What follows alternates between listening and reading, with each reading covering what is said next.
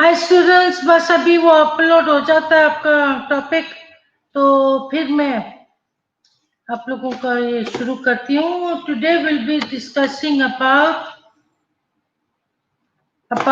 Acute appendicitis. Interesting topic है, ठीक है।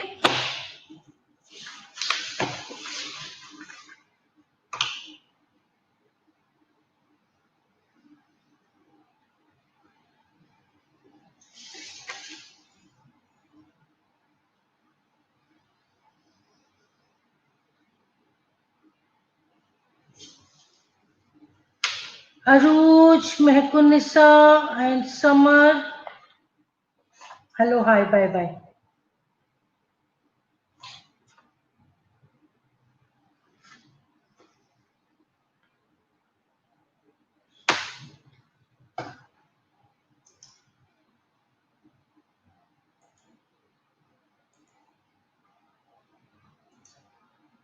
गुड हो गया, 3 मिनट्स हो गए ऊपर। चलो 2 मिनट और इंतजार करती हूँ ताकि बाकी भी आ जाए, ठीक। ये जॉन सुबह अपना अटेंडेंस लगा के गायब हो गया, विच इज नॉट गुड। मैं पूछूंगी कि मुझे इन लोगों के लिए क्या करना चाहिए।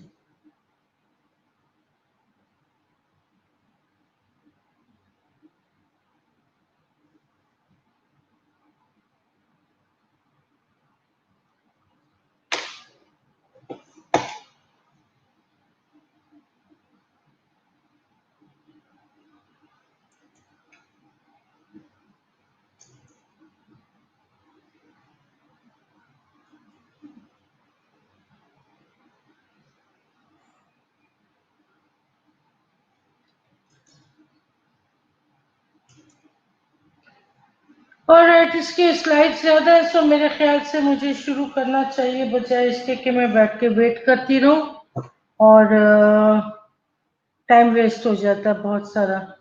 ठीक है, मैंने प्रीवियस का मेरा रहता था, अभी वो कल सुबह मैं कंटिन्यू कर दूंगी। अभी हम शुरू करते हैं एक्यूट अपेंडिसाइटिस, वरना वो उसके लिए फिर टाइम कम हो जाएगा। वो हम कंप्लीट कर लेंगे कल, ठीक है। ये भी बड़ी मुश्किल से ओपन हुआ है, तो मेरे ख्याल से इसको शुरू करते हैं। कल हम जो थोड़ा सा रह गया था कोरेक्टल एब्सिस, उसको कंप्लीट करते हैं। या आप चाहें कि मैं उनको स्लाइड सेंड कर दूं? अरे माँ, बड़ी गर्मी हो जाती है। ओके, एक्यूट अपेंडिसाइटिस, आप लोगों को पता है अपेंडिक्स किधर है? Welcome back ma'am. या वेलकम वेलकम, आप लोगों का वेलकम हो जो आ गए हो। Okay, appendicitis is defined as an inflammation of the inner lining of the vermiform appendix that spreads to its other parts. ठीक हो गया? This condition is common and urgent surgical illness with protein manifestation. Generous overlap with other clinical syndromes and significant morbidity, which increases with diagnostic delay. On right side, good. So, not only right side, right lower quadrant. आप लोगों ने quadrants पढ़े हैं अपने abdomen के, so it's on the right lower quadrant. जब आप अपने stomach का ऐसे करते हैं, so आपका जहाँ पे inguinal area आता है, that's your lower quadrant, ठीक है। सो अपेंडिसाइटिस जो है वो वर्मीफॉर्म इसलिए कहा है क्योंकि if you look at the slide, ठीक है, दिस अपेंडिक्स जो सर्कल के अंदर आपको नजर आ रहा है, इस shape is just like a worm, ठीक है। वर्मी जैसे वर्म्स नहीं होते हैं, दिस इज वर्मीफॉर्म, ठीक है। So it's that is why, चूंकि शक्ल इसकी वर्म जैसी है, इसलिए इसको वर्मीफॉर्म अपेंडिक्स कहते हैं। ओके, अब इस अपेंडिक्स को जो है इसके अंदर इसकी जो इन्फ्लेमेशन है inner lining of the vermiform. अब ये आपके जो असेंडिंग कोलन है, ठीक है, बिल्कुल इसके साथ ये लगी होती है।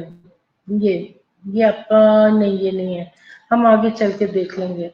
ठीक है, बिल्कुल ये आपके इसके साथ पार्ट है जो कि अब इसके अंदर जो आपका खाया पिया जो होता है ना कुछ, वो क्या होता है इसके अंदर चला जाता है, इसके अंदर जाके वो इन्फ्लामेशन कर देता है और वो इन्फ्लामेशन जो है वो फैलता जाता है। ठीक है, सो उसमें कॉमन अर्जेंट सर्जिकल जब पेन हो, वॉमिटिंग हो, और क्या कहते हैं इसकी जो निशानी है वो स्ट्रेट अवे आपके एपिगैस्ट्रिक एरिया में सबसे पहले दर्द होगी। ठीक है, उसके बाद आप नीचे, फिर इसको चेक करने का तरीका है। ठीक है, आपका रिबाउंडिंग चेक करते हैं, हाथ रखते हैं, जब हाथ छोड़ते हैं तो फिर एकदम पेन होती है। एक दूसरा इसका WBC जब चेक कराएं तो WBC जो है नॉर्मल आपका 5 to 10,000 होता है। ठीक है, नॉर्मल है, लेकिन ये आपका बहुत ज्यादा हाई हो जाता है, जिसका मतलब है कि आपका ये ऑपरेशन का होना जरूरी है। क्योंकि अगर ये रप्चर हो जाए, ठीक है, अगर ये रप्चर हो जाए तो इट कैन, फिर तो रप्चर होने से क्या होता है कि आपके इंटेस्टाइन से भी जो खाया पिया है वो भी सारा आपके एब्डोमेन के अंदर फैल जाता है, एंड दैट कॉजेस पेरिटोनाइटिस। अब जब पेरिटोनाइटिस हो जाए तो समझो कि आपका जो ठीक होना है वो लंबा हो गया। रिमूव हो जाए तो कोई हर्ज नहीं है, आप विद इन 7 days के अंदर अंदर ठीक हो जाते हैं, you back to your classroom. ठीक, but if this doesn't heal, you know, when you get, if there is peritonitis then it's a लंबा खाता। ठीक है, इसके सर्वाइवल चांसेस बहुत कम होते हैं पेशेंट को, अगर इट टेक्स टाइम। ठीक है, सो इलनेस प्रोटीन जो है वो manifestation generous overlap, clinical syndrome, and significant morbidity, which increases with diagnostic delay. Diagnostic delay is when patient आपका patient भी अगर टाइम पे नहीं बताता कि उसको दर्द हो रही है, क्या कुछ है, तो it depends on the patient diagnostic में, और फिर डिले हो तो हॉस्पिटल लेकर जाओ, हॉस्पिटल में लेकर जाओ, फिर अपनी बारी का इंतजार करो, बारी आएगी, आपकी इन्वेस्टिगेशंस होंगी, जब इन्वेस्टिगेशंस होगी और WBC बहुत हाई है तो फिर अफरा तफरी मच जाती है कि जल्दी करो जल्दी करो जल्दी करो, मरीज को तैयार करो ऑपरेशन के लिए। ठीक है, सो इस तरीके से जो सिग्निफिकेंट मॉर्बिडिटी है वो उसमें आ जाती है। ओके, उसके अलावा क्या है,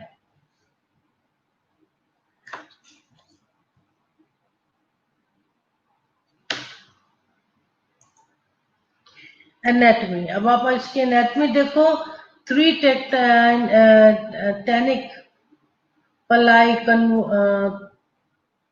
converge at the junction of the cecum with the appendix and can be useful landmark to identify the appendix। अब ये इन्होंने एक लैंडमार्क बताया है कि ये आपका लैंडमार्क कहाँ पर जाता है। ठीक है, आपका ये जो आपका सीकम, ये जो इलियक क्रस्ट है, इलियक क्रस्ट और इलियम जो है इसका इन्होंने एक आपको ग्राफ सा बता दिया हुआ है, लेकिन junction of the full landmark is identified as the appendix can vary in length. ठीक है, इसके अपने लेंथ जो है वो भी अपेंडिक्स के वो वेरी करते हैं, it can be less than 1 centimetre to more than 30 centimetre. ठीक है, और दूसरा उसने कहा है कि most appendices are 6 to 9 centimetre long.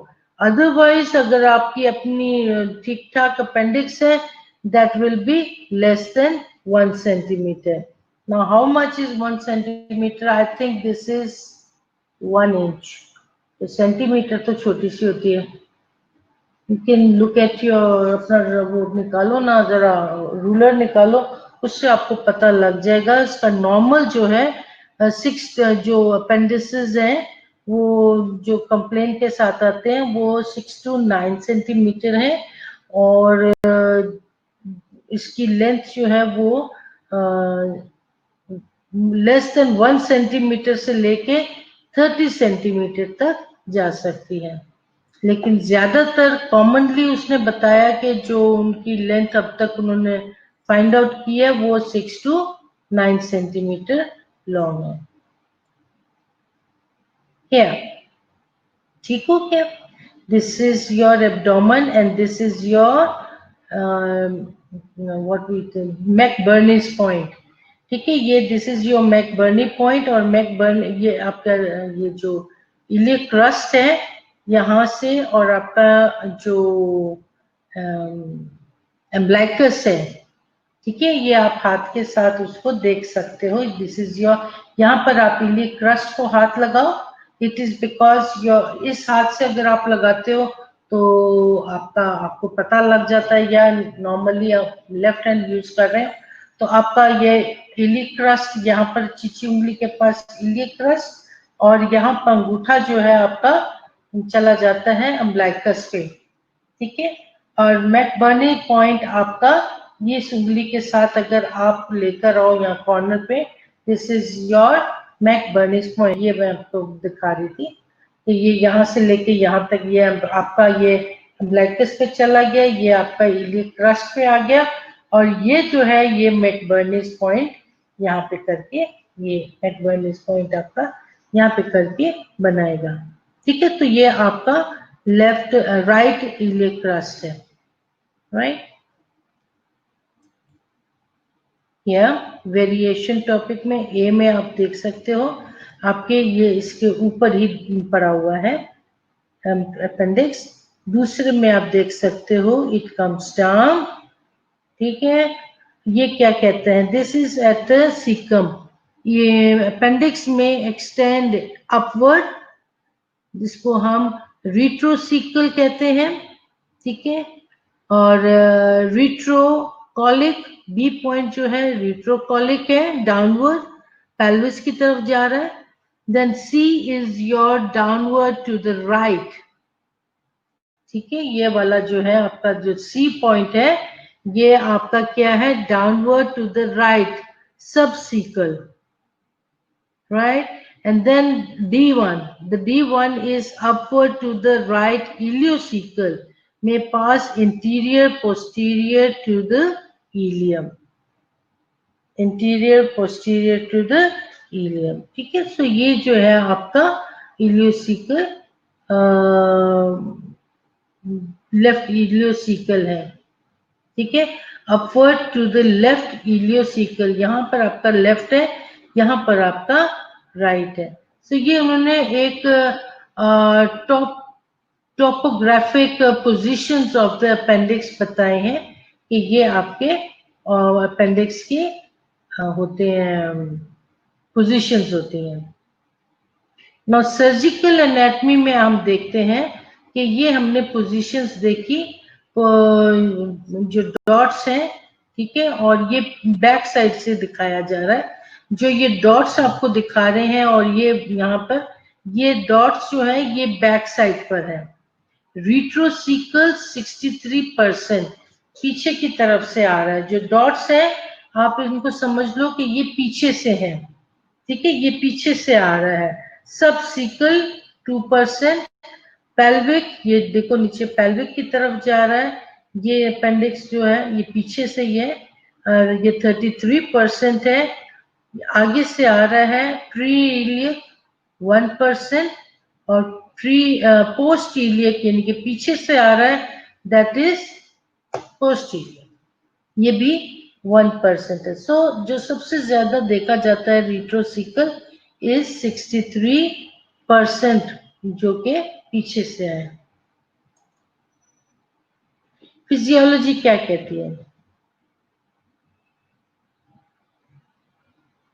Ma'am Faisal Faisal क्या कह रहे हैं? And those And those were the days when the day start with seeing Ma'am Anis. Which days? Those were the days. Faisal क्या बता रहा है किसी को? Those were the days when we saw. Those were the days when the first start with seeing Ma'am Anis. What do you mean by this, beta? Acha. Now physiology. Physiology, far from being useless, the appendix may produce and protect beneficial probiotic colonies in the digestive system. According to researchers, the human digestive system is full of bacteria necessary to digest food.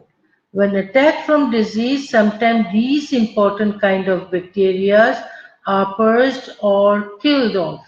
In such situation, the appendix can act as a reserve for food bacteria. After the immune system beat off the disease, the bacteria emerge and recolonize the guts. Okay, ये जो appendix है, ठीक है, जब क्या कहते हैं bacterias के अटैक होते हैं डाइजेस्टिव सिस्टम पे, तो वो फूड जो है वो उनके हिस्से में आ जाता है और वो बैक्टीरियाज जो है दे ओवरकम, ठीक है।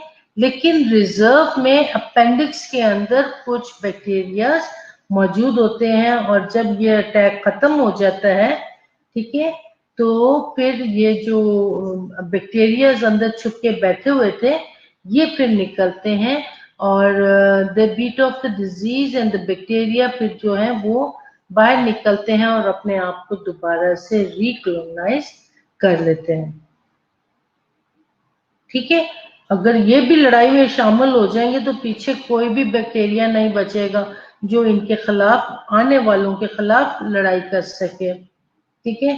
सो ये वहां पर रहते हैं और जब ये बैक्टीरिया जो है ये क्या कहते हैं, ये जो इम्पोर्टेंट काइंड ऑफ बैक्टीरियाज हैं they are purse to killed off, तो फिर क्या होता है कि some of these kinds of bacteria upper researchers and human system is full of bacteria necessary to digest the food. So human digestive system के अंदर कुछ बैक्टीरिया ऐसे हैं जो आपका खाने को क्या कहते हैं हजम करने में मदद देते हैं।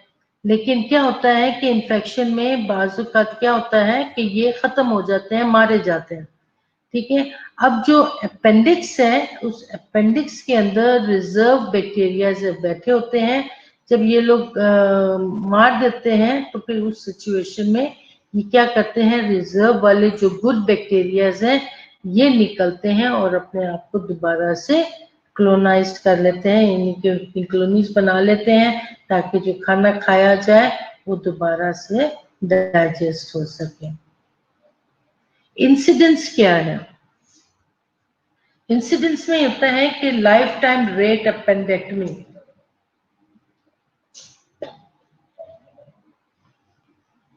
लोगों का कहना होता है कि अपेंडिक्स है इसका क्या फायदा, लेकिन इसका बहुत फायदा भी है।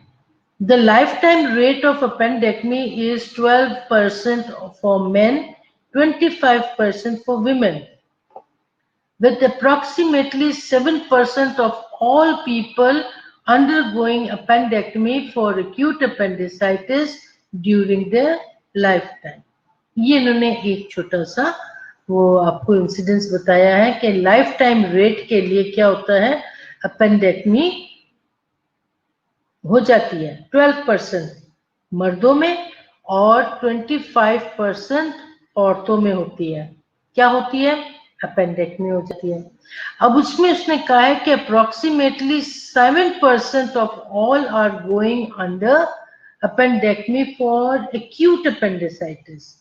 एक्यूट अपेंडिसाइटिस के अचानक दर्द हुई है और उसकी अपेंडेक्टमी होगी, दोज आर 7% ओनली, ठीक है।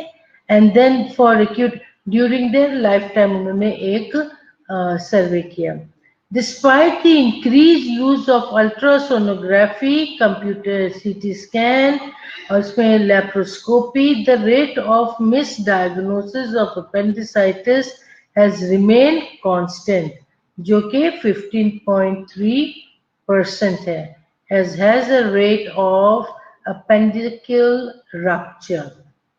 अब क्या है कि उन्होंने कहा है कि बेशक हमारे अल्ट्रासाउंड हो रहा है, सीटी स्कैन हो रहा है, लेप्रोस्कोपी हो रही है, ठीक है, फिर भी बाज़-औक़ात क्या हो जाता है, मिसडायग्नोस हो जाता है। जो मिसडायग्नोस का मतलब वो डायग्नोस नहीं कर पाते कि अपेंडिक्स है कि क्या हो रहा है उसको, ठीक है। तो उसमें वो क्या होता है कि उनकी जो अपेंडिसाइटिस जो है की रेट जो है वो बरकरार उतनी ही रहती है, जो कि 15.3% है, और इस रेट के अंदर क्या होते हैं, अपेंडिक्स रप्चर हो जाते हैं। ठीक हो गया। मिसडायग्नोस की वजह से 15.3% जो ऐसे अपेंडिक्स हैं जो कि डायग्नोस नहीं हो पाते और रप्चर हो जाते हैं। The percentage of misdiagnosed cases of appendicitis is significantly higher among women and than among men. Appendicitis औरतों में क्यों ज्यादा पाया जाता है? औरतों में इसलिए भी ज्यादा पाया जाता है, एक तो उनको जब दर्द होती है तो वो समझते हैं कि जैसे हमें कहीं मेंस्ट्रुअल पेन ना हो रही हो, ठीक है, फिर वो उसको इग्नोर कर देते हैं, फिर वो क्या कहते हैं और क्या सोचेंगे वो, मैं पता करके आपको बताऊंगी और क्यों वो ऐसा सोचते हैं, ठीक है। लेकिन औरतों में उन्होंने कहा कि बहुत सारी बातें होती हैं, हार्मोनल भी होती हैं, और कुछ लोग मिस डायग्नोस कर जाते हैं उनको कि भी क्या है, ठीक है। छोटी बच्चियों में वो एकदम पता लग जाता है कि उनको हो रहा है, लेकिन विमेन में उन्होंने बताया कि 25%, जो कि ज्यादा है। क्यों होता है इसके लिए मैं आपको पता करके बताऊंगी। ये लो, पेन ऐसा है जैसे आपको किसी ने जोर से गेंद मार दिया, ठीक है। पीक इंसिडेंस 10 से 12 साल की उम्र है।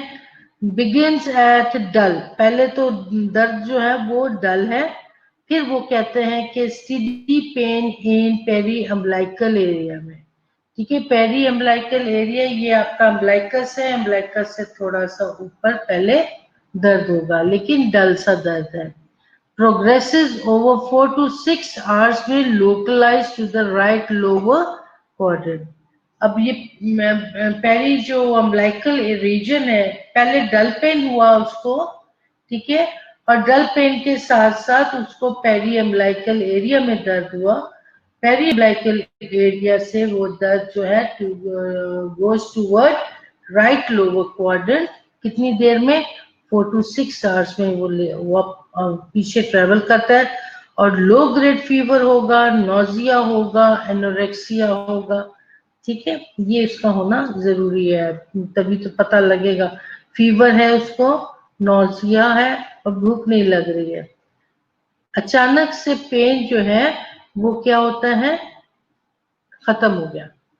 अब ये पेन जो अगर जो जल्दी से खत्म हो गया तो समझ लो अपेंडिक्स रप्चर हो गया, अब दर्द नहीं होगी उसको, ठीक है। सडन पेन रिलीव्स में इंडिकेट रप्चर ऑफ अपेंडिक्स, और वो जब रप्चर हो जाए विल लीड टू पेरिटोनाइटिस। ये पिक्चर याद करना इजी हो गया। डायग्नोसिस में आप क्लिनिकल साइन सिम्टम्स में जाओगे, जिसमें आपका WBC हाई होगा, एब्डामिनल क्या कहते हैं सोनोग्राफी है, आपका क्या कहते हैं एक्सप्लोरेटरी वो लेप्रोटमी होगी, यानी कि आपका एब्डोमेन ओपन करके अंदर से अपेंडिक्स निकालेंगे। रिब, और अगर आप उसको क्लिनिकली चेक करते हो तो रीबाउंड पेन होगा, tenderness at the right McBurney's point पे दर्द होगी। और उसको चेक करने का तरीका है क्या है, व्हेन यू प्रेस इट उसको दर्द नहीं होगी, व्हेन यू झटके से हाथ ऊपर करोगे तो उसको एकदम दर्द होगी। So that's the typical sign कि ये क्या कहते हैं पेशेंट को अपेंडिसाइटिस है। और अपेंडिसाइटिस है तो उसको फौरन निकाल भी दिया जाए, कोई फर्क नहीं पड़ता, इससे पहले कि वो रप्चर कर जाए। पेन बहुत ज्यादा है और बहुत ज्यादा पेन के बाद पेन खत्म हो गया है तो समझ लो कि पेशेंट का जो अपेंडिक्स है वो रप्चर हो गया है। रप्चर होने से सारे बैक्टीरियाज आपके पेट में फैल जाते हैं और वहां जाके आपके एब्डोमिनल कैविटी के अंदर सारा इन्फेक्शन करते हैं। एटियोलॉजी क्या है? Obstruction of the lumen is the dominant etiologic factor in acute appendicitis. अब जो हमारे इंटेस्टाइन है उसके अंदर सारी पॉटी भरी हुई है कि नहीं है, खासकर लार्ज इंटेस्टाइन में। तो उसमें उसने कहा है कि कुछ जो आपके जो लूमन है उसके अंदर उन्होंने कहा अपेंडिसाइटिस क्यों हो जाता है, फीकोलेट फीकल स्टेसिस, ठीक है। फीकल स्टेसिस से याद रखना कि कुछ आपके अपेंडिक्स के अंदर आ जाते हैं, क्योंकि ल्यूमन तो ओपन है ना, इसमें ल्यूमन तो है ना जिसके अंदर से वर्मी फॉर्म वो आ रहा है, तो वहां पर ल्यूमन है। अब क्या है कि उसके अंदर जो आपने खाया पिया है कुछ बाज़ औक़ात उसके अंदर चले जाते हैं, कुछ कभी कभी ब्लॉकेज कर देते हैं, ठीक है। So submucosal lymphoid hyperplasia in spissated barium है, वेजिटेबल या फूड सीड है, वर्म, ठीक है, एंट्रोबायस जो वर्मिकुलर वर्म है, ट्यूमर और सीकम ट्यूमर है, अपेंडिक्स है। ये क्या है कि उस ल्यूमन के आगे जाके ब्लॉकेज कर सकते हैं उनको, वो क्या कहते हैं फूड सीड से म्यूकस बढ़ गया, फीकल स्टेसिस से हो गया, ट्यूमर की वजह से हो गया, ये जो वर्म्स हैं, ठीक है, पेट में कीड़े भी होते हैं, हो सकता है वो जाके उसको बंद कर दे। तो ये जो बेरियम है, ये पता नहीं कौन सा बेरियम है, ठीक है, उसकी वजह से भी हो सकता है। लिम्फोइड हाइपोप्लेजिया,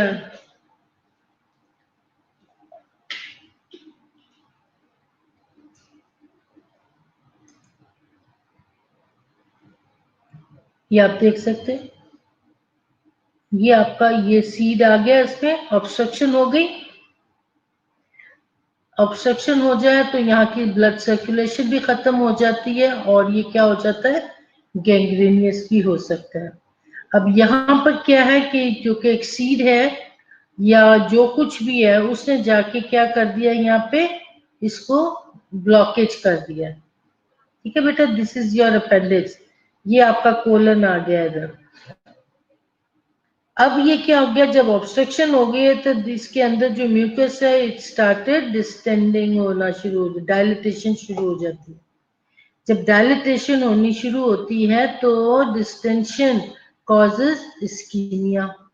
अब ये मोटा होता चला जा रहा है, अब इसमें क्या हो गया, इस्कीमिया हो गया, ठीक है, पार्शियल पेरिटोनियम लोकलाइज्ड। ये आपका जो अपेंडिक्स है अब ये क्या हो गया, इन्फ्लेम्ड हो गया, ठीक है। इन्फ्लेम होने से क्या हो गया कि सप्लाई तो उसको जा नहीं रही है क्योंकि उसने ब्लॉकेज किया हुआ है, इट बिकम्स गैंग्रेनियस, इसको गैंग्रीन हो जाता है, ठीक है। या फिर ये परफोरेट हो सकता है, गैंग्रीन भी हो गया, परफोरेशन भी हो गई, और क्या हो गया कि ये जाके सारा पेरिटोनियम में फैल जाता है। ये स्लाइड आपको समझने के लिए काफी है जो मैं अभी थोड़ी देर पहले आपको समझा रही थी। ठीक है, कोई बीज हो गया, कोई फीकल मटेरियल हो गया, कोई कुछ भी है, जो कुछ भी है उसने क्या किया, जाके यहाँ पे ब्लॉकेज कर दिया। ठीक है, ब्लॉकेज करने से क्या हो गया, म्यूकस इसमें डेवलप होना शुरू हो गया और ये डायलेट होना शुरू हो गया। अब डायलिटेशन में उसने दिखाया कि स्कीमिया हो गया। स्कीमिया होने से ये अब आपको पेन जो शुरू हो गई है, हाथ लगाओ और छोड़ दो तो इसमें ये दर्द हो रही है। अब इस दौरान में अगर ऑपरेशन हो जाता है तो क्या है कि पेशेंट की जान बख्शी हो सकती है। यहाँ पर जब चूंकि सारा ब्लॉकेज किया हुआ है तो ये सारा एरिया जो है, जो इस्कीमिक एरिया था, वो डायलेट इतना ज्यादा हो गया कि गैंग्रेनियस भी हो गया और साथ रप्चर भी हो गया। अब जब रप्चर हो गया तो यहाँ से सारा जो इसका अंदर जो म्यूकस और इसके अंदर का बैक्टीरिया और ये सब कुछ जो है, ये अंदर क्या है, अंदर से कट के आपके पेरिटोनियम में चला गया। पेरिटोनियम में जाके उसने सारा काम करा।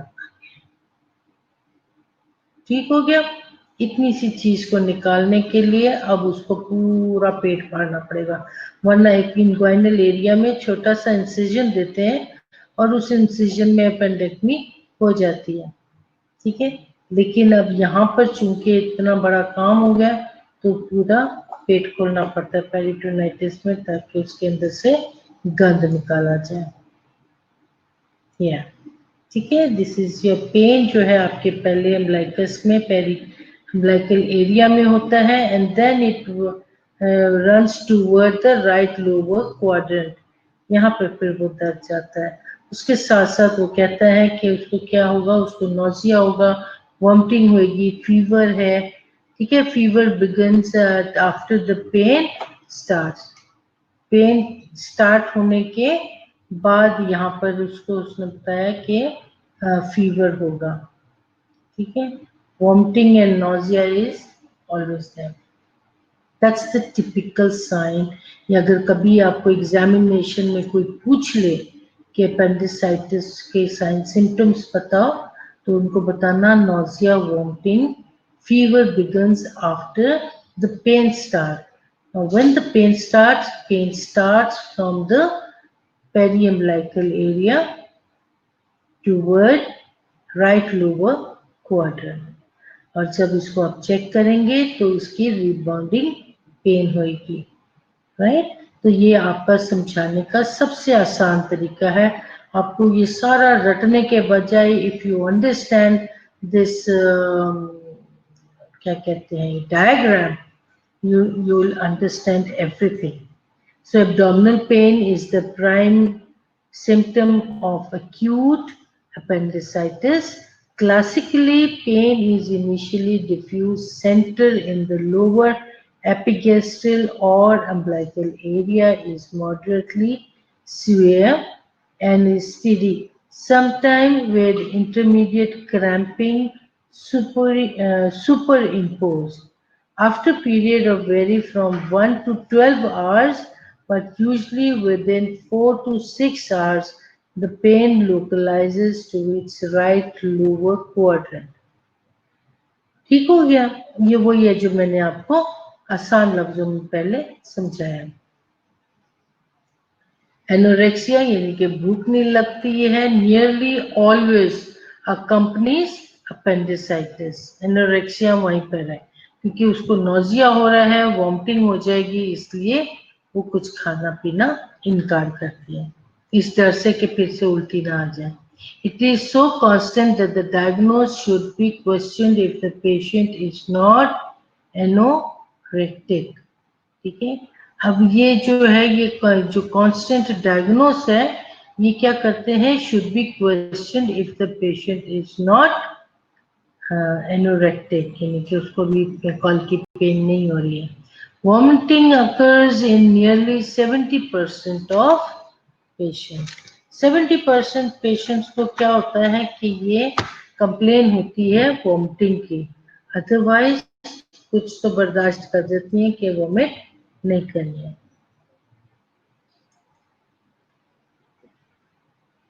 The sequence of symptoms appears as great significance for the differential diagnosis. अब जो इसके सिम्टम्स हैं वो एक सीक्वेंस से आ रहे हैं और यही सीक्वेंस जो है वो इन लोगों को मदद देती है समझने में कि इसको अपेंडिसाइटिस है. More than 75% of patients with acute appendicitis, anorexia is the first symptoms, followed by abdominal pain, which is followed in turn by vomiting. If vomiting occurs, proceed the onset of pain. If the vomiting proceeds, the onset of pain and diagnosis of appendicitis should be questioned. ठीक है. अब अगर उसको थोड़ा सा वक्फे के बाद उसको पता लगता है कि क्या है कि वो 95% में कि इसको भूख नहीं लग रही इज द फर्स्ट साइन. ठीक है, पहली निशानी है उसकी. दूसरी निशानी में एब्डोमिनल पेन आ रहा है और उस एब्डोमिनल पेन के साथ ही वॉमिट हो गई. अगर वॉमिट हो जाए तो जो वॉमिटिंग है उसका onset of pain, the diagnosis appendicitis should be question. फिर क्वेश्चन करना चाहिए. पता लगाओ कि इसको उल्टी हो गई है तो इसको क्या कहते हैं अपेंडिसाइटिस ही ना हो. साइन सिम्टम्स उस वक्त से हम पढ़ते जा रहे हैं. आपका बुखार जो है वो मोर देन 1 डिग्री सेंटीग्रेड ज्यादा होगा. टेंडरनेस इज मैक्सिमल एट और नियर द मैकबर्नीज पॉइंट पे हमने देखा टेंडरनेस वहां पर है. देन डायरेक्ट रीबाउंड टेंडरनेस है वो जो मैंने बताया, प्रेस किया, छोड़ा और छोड़ते ही उसको दर्द हुई, that is rebound tenderness. Pulse rate ये थोड़ा सा स्लाइटली एलिवेटेड होगा इसलिए भी क्योंकि उसको फीवर भी है. ठीक है. Indirect rebound tenderness, the robust sign, the pain in the right lower quadrant when palpatory pressure is exerted in the left lower quadrant. Rovsing sign जो है वो उस तरीके से उन्होंने बताया कि आपने दबाया और या पैल्पेट किया तो हाथ लगाने से उसको ना सिर्फ टेंडरनेस है बल्कि पेन होती है उसको इस तरीके से करने से, तो वो आपको पता लगे. तो डोंट गेट मिक्स विद ये पेन को हम कहते हैं रोव साइन, रोवसिंग साइन. देखो उसके लफ्जी उसको किस तरीके से प्रोनाउंस करेंगे. Macular resistance to palpation of the abdominal wall roughly parallel to the severity of the inflammatory process. Souza's sign. Souza's sign indicates the irritative focus on the proximity to that muscle. ठीक है, ये उसका सोजर sign जो उसने बताया है वो बताया है कि ये इंडिकेट करता है irritative is an irritative focus on proximity to their muscles. Obturator sounds, the hypogastric pain on stretching the obtusor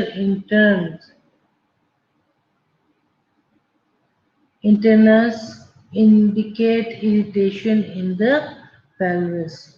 The test is performed by passive internal rotation of the flexed right thigh with the patient in supine.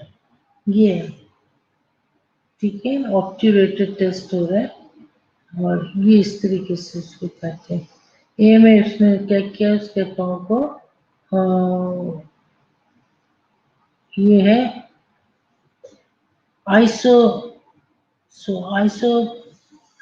सोसस test. इसमें इसने इसकी टांग को थोड़ा सा ऊपर किया, ठीक है, ऊपर करने से दर्द हुआ। यहाँ पे उसने ऊपर करके टांग को स्ट्रेट रखा, ठीक है, या नीचे की तरफ किया तो उसको दर्द हुई। ये सोज साइन का। पाँव को अपने साइड पर लेटा के इस पाँव को बाहर की तरफ निकालो, तो जब बाहर की तरफ निकालोगे तो खींच पड़ेगी, तो उससे उसको दर्द होगी। इसी तरीके से आपका ऑब्चुरेटर साइन है। ऑब्चुरेटर साइन में इस पाँव को आप पेशेंट को सीधा लगा के ये पाँव ऊपर करेंगी तो वो एक पाँव को ऊपर करने से पेन होगी। तो this is the sign. So the sign है हिप एक्सटेंशन, ऑब्चुरेटर साइन है rotation of the right next right flex है। ठीक हो गया। ये आपको सीखने वाली बात है कि इसको कैसे हम चेक करते हैं। लेबोरेटरी फाइंडिंग्स में आप क्या करोगे? Leucocytosis ranging from 10,000 to 18,000 cells per minute, ठीक है, पर cubic millimeter. Then comes as usually is present in patient with acute uncomplicated appendicitis and often is accompanied by a moderate morphinocular predominance. White cells जो हैं वो क्या है, very करते हैं.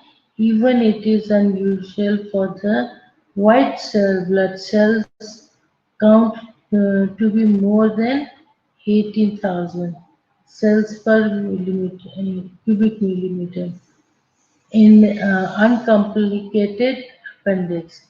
White blood cells above this level raise possibility of a perforated appendix with or without and boundary. क्या समझ में है? एक तो आपने उसके जो जब ब्लड टेस्ट करवाए, सीबीसी करवाया, उस सीबीसी के अंदर भी एक टेस्ट है, ठीक है, जिसके अंदर ल्यूकोसाइट्स आते हैं। ल्यूकोसाइट्स जो हैं वो 10,000 टू 18,000 तक भी बढ़ जाता है। उसकी जो आगे यूरिन ब्लड है उसको वो चेक करने लगे तो वो सारा पता लगा। ब्लड ये जो इट इज यूजली ऐसे के लोगों में वेरी करते हैं, लेकिन जब वेरी करते हैं तो उसमें उन्होंने दिखाया कि जो काउंट सेल्स हैं वो आपके ज्यादा होंगे। किसमें ज्यादा होंगे? उसमें 18,000, हमने 5 to 10,000 नॉर्मल देखा था, इसके अंदर 18 to 20,000 हम इसको देख सकते हैं for blood count to be the cells MM3 जो which is a complicated appendix, uncomplicated. White blood cell जो है उसको काउंट करो, above the level raises the possibility of performed appendix and or without an abscess. ये उसको check कर रहे हैं, देख रहे हैं कि इसके ब्लड सेल्स कितने हैं, ठीक है, सारा उसके ब्लड सेल्स को काउंट किया हुआ। इमेजिंग स्टडीज में आप क्या करोगे? Graded compressions sonography has been suggested as an accurate way to establish the diagnosis of appendix. The technique is inexpensive and can be performed rapidly. Does not require a contrast medium and can be used if the used even in pregnant patient. Sonographically, the appendix is identified. अच्छा, ये उन्होंने बताया है कि आपका जो graded compression है sonography का, उसमें सजेस्ट किया है कि ये तो एक तो बिल्कुल ठीक तरीके है, दूसरा उन्होंने सजेस्ट किया कि अपेंडिसाइटिस वालों को आप क्या करते हैं, टेक्निक्स जो है वो ज़्यादा महंगी नहीं है और कहीं भी परफॉर्म की जा सकती है। कॉमनली उसने कहा कि medium can be usually be pregnant event में वो भी कर सकते हैं इसका, ठीक है। और सोनोग्राफी में अपेंडिक्स जो है वो identified as an blind ending blind ending, ठीक है। उनमें सोनोग्राफी को चुबे में क्या करते हैं कि वो ब्लाइंड एंडिंग कर देते हैं। Non peristaltic movement loop originate from the rectum, जो उन्होंने जो क्या कहते हैं नॉन पेरिस्टाल्टिक बावर जो है उसका लूप ओरिजिनेट करते हैं फ्रॉम द सीकम, सीकम से लेके वो उसको लूप को जनरेट करते हैं। वो इंतजार नहीं करेंगे कि कब डॉक्टर को बताएंगे, कब डॉक्टर आएगा। डॉक्टर के पास ये केटी नहीं है, फिर हम जो जूनियर डॉक्टर को दिखा देते हैं, वो क्या करते हैं, पकड़ के इसकी सर्जरी कर देते हैं। अब ये है Alvarado scale for diagnostic of appendicitis. Manifestations है और वैल्यूज है। सिम्टम्स में माइग्रेशन ऑफ पेन है, एनोरेक्सिया है, नोजिया एंड वॉमिटिंग, ठीक है। उसमें मैनिफेस्टेशन में बताया है कि सिम्टम्स में कि माइग्रेटरी पेन है पेरी अम्बिलिकस से लोअर क्वाड्रेंट तक, फिर एनोरेक्सिया इज देयर, भूख नहीं लगती, नोजिया है और वॉमिटिंग है। ये कुछ चीजें हैं जो कि आपको उसमें मिलेंगी। दूसरा उसने बताया है कि इट इज क्या कहते हैं साइंस, ये साइंस में राइट लोअर क्वाड्रेंट में और टेंडरनेस है, ठीक है। अब वो कुछ भी नहीं था, इसको आपने कुछ छेड़ दिया बाजी को, जो कि हमारी कोको है, ठीक है। अगर उसको छेड़ दिया आपने तो वहां पर क्या है, राइट लोअर क्वाड्रेंट में भी पेन होगी और हाथ लगाने से दर्द भी होगी, ठीक है। ये लेबोरेटरी फाइंडिंग्स में लिकोसाइट्स करवाओगे और पेशेंट को अगर लिकोसाइट्स जो है कम है या ज्यादा है उसके मुताबिक आप उसको ट्रीट करोगे। अब आता है अपेंडिकुलर रप्चर। ये अपेंडिकुलर रप्चर को हम लेटर ऑन पढ़ेंगे, अभी हम टेंडेंस लगाएंगे और उसके बाद कल कल की तारीख में हम ये दोनों को फिनिश करेंगे, ठीक हो गया। पहले सुबह में मैं देखूंगी कि हमको रेक्टल एब्सेस के कुछ पॉइंट्स हैं उसको फारिग करेंगे, ठीक है। और फिर उसके बाद हम देखेंगे कि मैं ये कोरेक्टल एब्सेस को कंटिन्यू कर सकती हूँ, ये अपेंडिसाइटिस को कंटिन्यू भी कर सकती हूँ, ठीक हो गया बेटा। सो अभी भागना नहीं, मैं आप लोगों की अटेंडेंस लगा लूँ और फिर उसके बाद भले भाग लेना। अभी हमारे पास 10 मिनट है। हमारा नहीं आई, आ गई।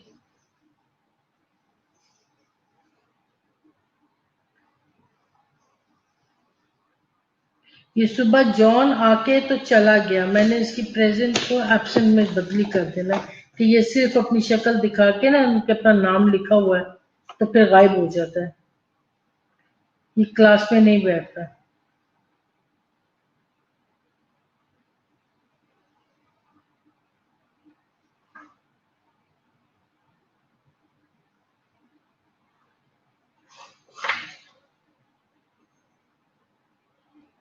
आयशा किधर है, आयशा क्यों नहीं आ रही है?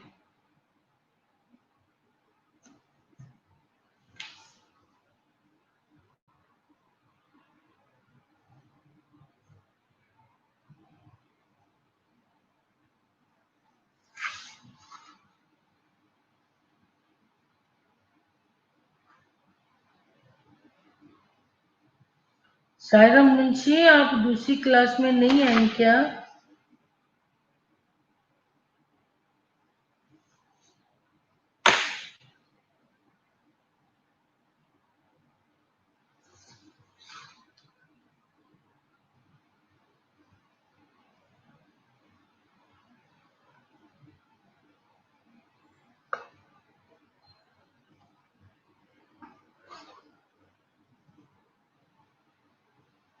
रिदा अहमद, आप सुबह में नहीं थी आई ना?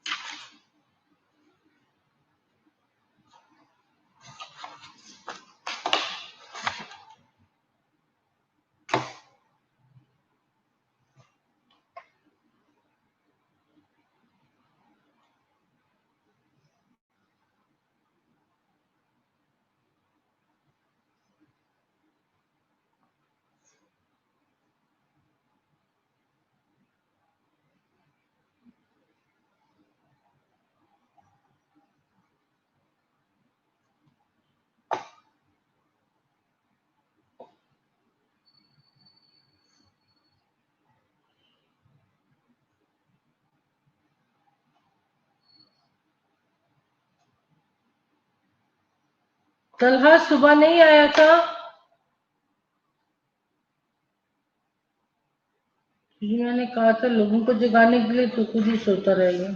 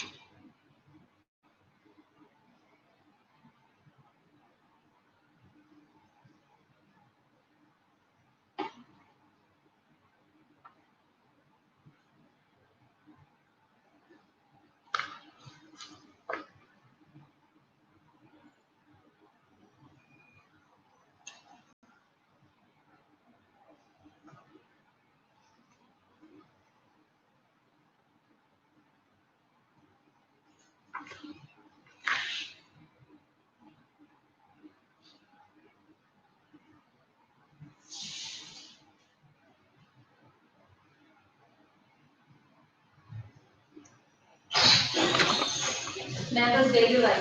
हाँ मैं बस गई हूँ भाई। कहाँ? 2 बजे से पहले आ जाऊंगी, उसको चेक कर। अच्छा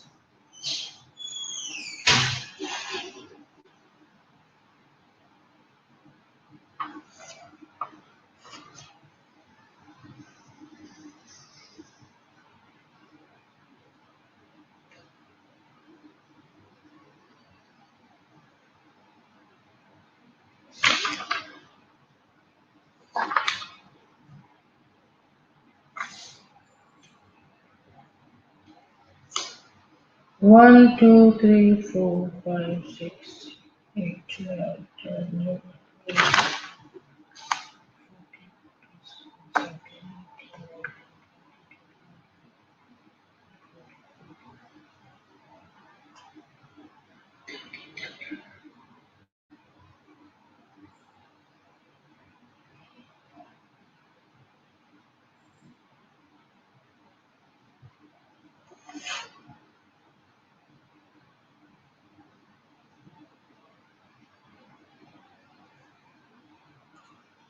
Rasif Umar, आइयो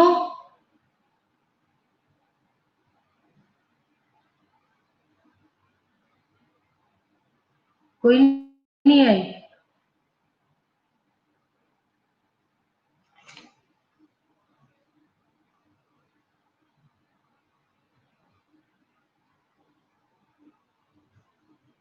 देख लो कहीं नहीं है।